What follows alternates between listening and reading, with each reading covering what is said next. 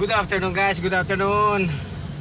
Traffic monitor po natin guys. Nandito po tayo ngayon sa tapat ng Riverbank sa may Barangka, Bonifacio Street.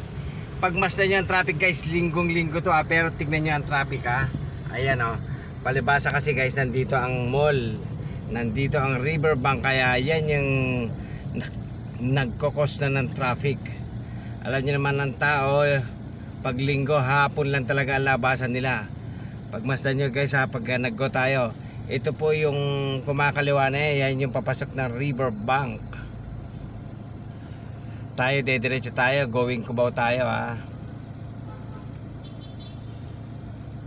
Pagmasdan natin guys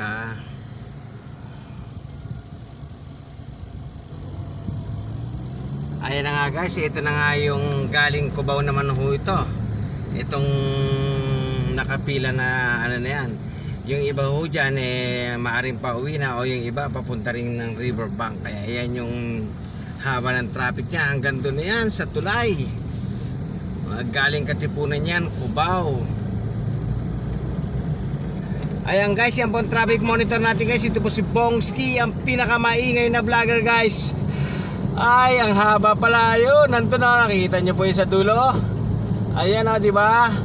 Linggong-linggo yan Grabe baka hindi lang papunta ng Riverbank yan yung iba dyan talaga mga pauwi na rin siguro.